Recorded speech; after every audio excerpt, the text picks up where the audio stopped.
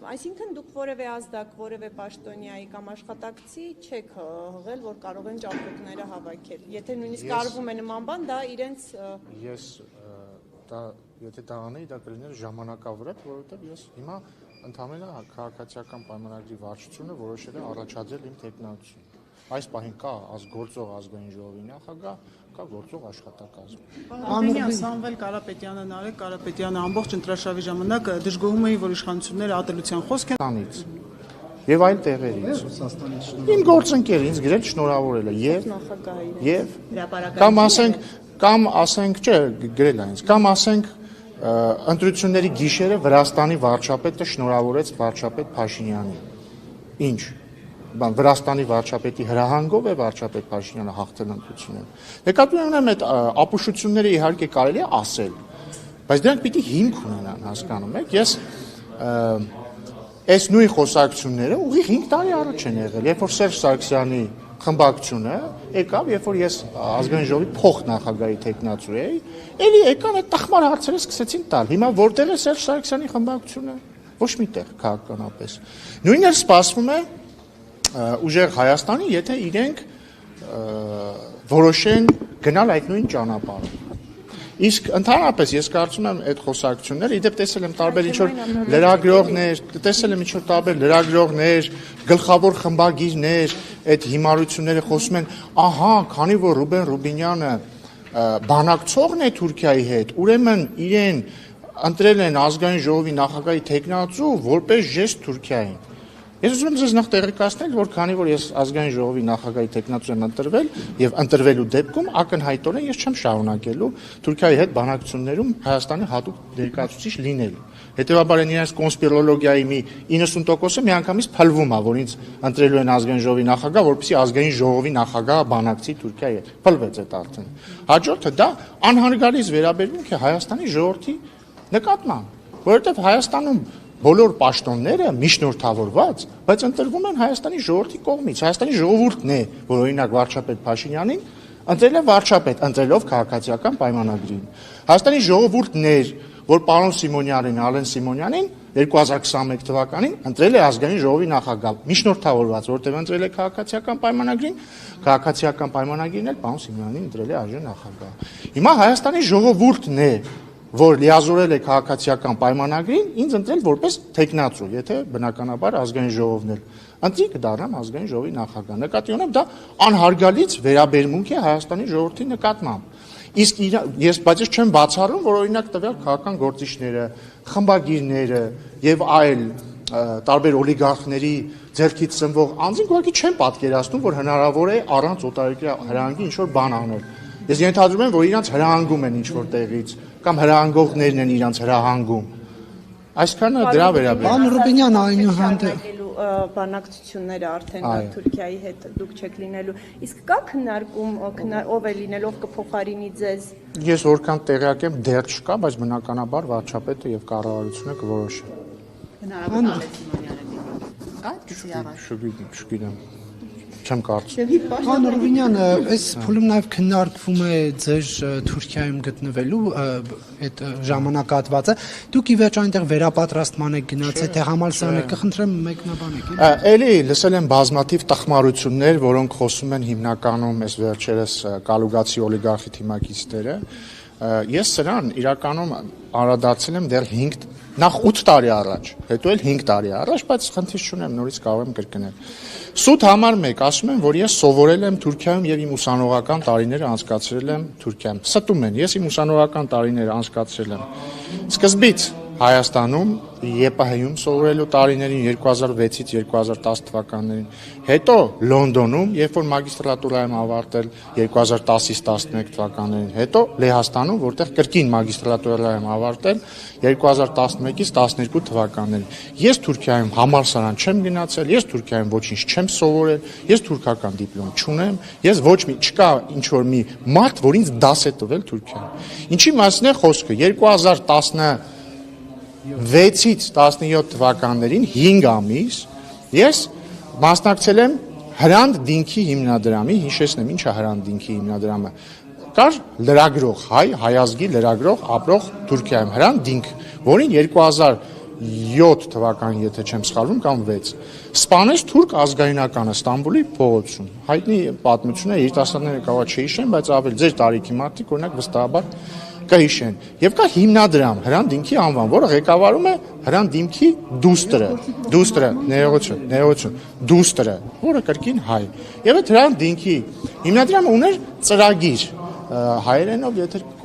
չեմ սխալվում, այդ ծրագրի անվանումն էր ոնց որ սահմանից անդին, որը հնարավորություն էր տալիս հայաստանցիների եւ Թուրքիայի քաղաքացիների համապատասխանաբար Թուրքիայում եւ Հայաստանում ինչ որ fellowship անել, տենց էր անունը, հայերենով fellowship չգիտեմ ոնց կլինի։ Այսինքն, այնտեղ կային օրինակ լրագրողներ, կային հայաստանցի լրագրողներ, որոնք թուրքական լրատվամիջոցում CNN-ում օրինակ, գիտեք, թուրքական,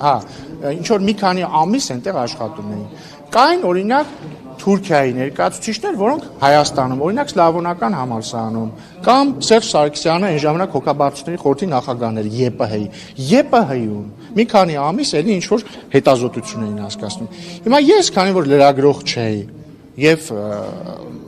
հետաքրքրված էի գիտական գործունեությամբ, 5 ամիս այնտեղ հետազոտություն եմ իրականացնել, որը իդեպ չեմ էլ ավարտել, որովհետեւ կեսից եկել եմ Հայաստան։ Հիմա եթե դա համարվում է վերապատրաստում բառի վատ իմաստով, ուրեմն չգիտեմ, դա մեղադրանք է։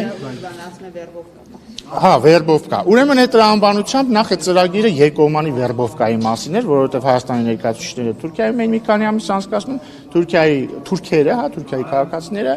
Հայաստանում։ Պետք է ասեմ, որ պետական ինստիտուտները ոչ մեկտեղ ներգրավված չէին, ոչ Հայաստանի կողմից, ոչ Թուրքիայի կողմից։ Բայց եթե ինքնին ինչ որ մեկի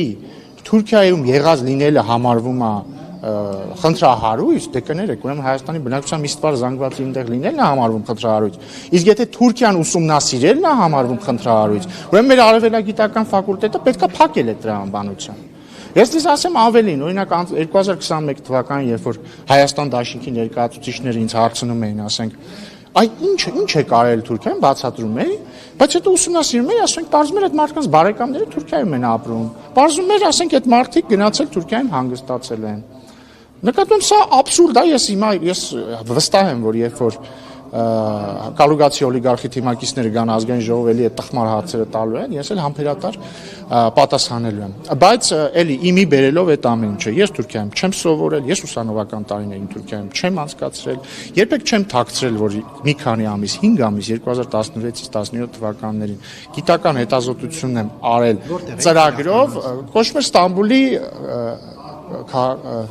Istanbul Policy Center, Ստամբուլի քաղաքագիտության կենտրոն։ Ոչ մեկին դաշ չի տվել, ես ոչ մի դիպլոմ չունեմ եւ այսպես շարունակ։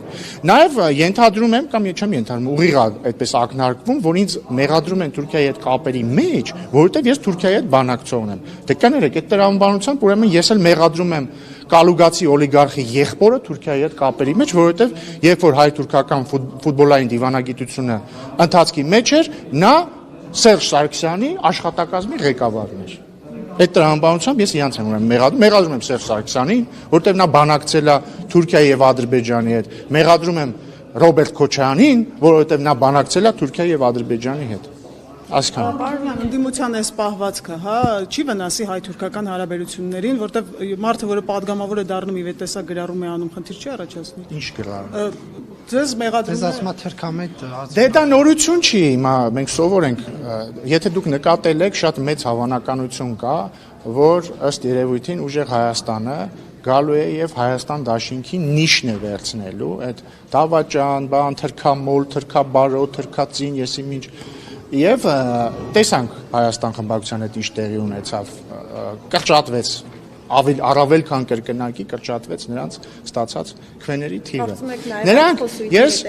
միանշանակ, ես հիշում եմ 2021 թվականին, երբ որ ես ազգային ժողովի փոխնախագահ ընտրվում,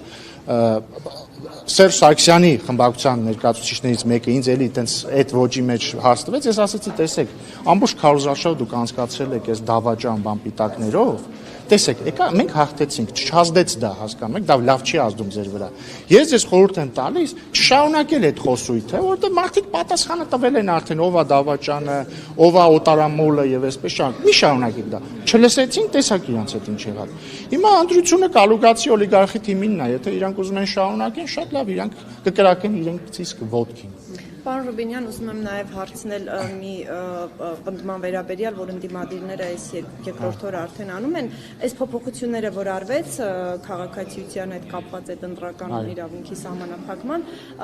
ասում են, որ ըստ էության նպատակը այդ հանրաքվեի հետ կապված շեմի փոփոխությանը հասնելն է, որ հետո դուք սահմանադրության բացարձակապես նպատակը մեզ ապահովագրելն է Հայաստանի չէ, ուղիղ նպատակն է Հայաստանի Հանրապետությանը ապահովագրել այն իրավիճակից, երբ օրինակ արտերկրում մասսայական ընտրակաշառք կբաժանի եւ կփորձեն ապօրինի կերպով ազդել Հայաստանի ընտրությունների վրա։ Դա բաց ուղիղ նպատակն է եւ կհամաձայնեք, որ այս ընտրությունները ցույց տվեցին, որ նման ռիսկ կա։ Պարոն Ռուբինյան, բայց արդյոք այն չափ են այլ երկրից եկել մեր դուք վտանգավորության չափ կա դրա, օրենք եք դե ուրեմն դուք ձեր հարցով չեզոքացնում եք ժողիկի պնդումը, որովհետեւ եթե այդ չափով չեղե, ուրեմն ուրիշ նպատակ էլ չկա։ Այսքան եղել է, կարծում եք դա զգալի տեսեք, խնդիրը չափը չի է, կարող է եղել ազգալի,